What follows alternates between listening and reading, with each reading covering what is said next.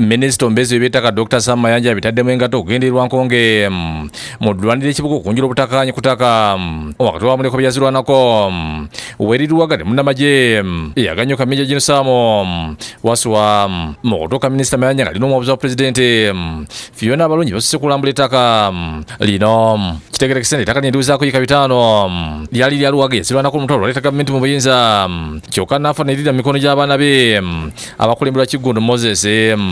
Ettaka lyaffe era yagezaako okukola obukujjukujju n'abantu abalala ebyapa byaffe ne babibuza mu ntalo nga bamama baffe badduse naye ekyapa era ne banoonyereza likodi nga gyebiri era ekyapa ne tukizzaawo. Kiggundu agamba nti gino amaze ebbanga abatigomya n'okuteeka abasirikale ku ttaka lyabwe ng'abaliisa akakanja.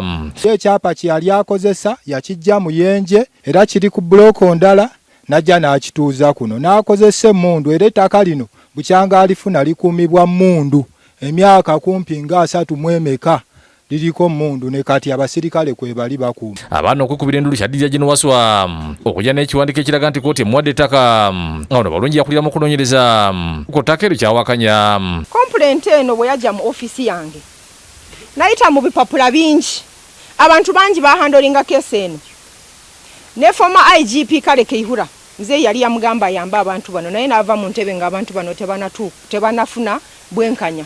Sirabangayo muntu ajja kunvunaana ttaka nalisaba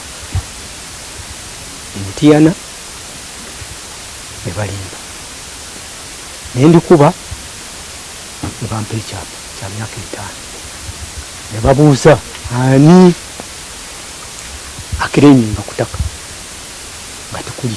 Era liri ku buloko 541 poloti 14 yagamba ali ku 5 poloti 14 okiraba twagala tumanye kuba n'ebyapa ekikye bakisazaamu. Mayanja akakwesa obuyinza bw'ekennenyeza ebiwandiiko bya kkooti mwazulidde ng'ettaka ku buloko 5 ku poloti 14 kkooti lya Gen Waswa likontana n'ettaka buloko 5 ku poloti 14 ery'abamulekwa. Ebyange bigamba nti ennannyini ttaka lino ye Moses Kiggundu, Namala Costa, Katosa Kisivu and Semudu Apollo.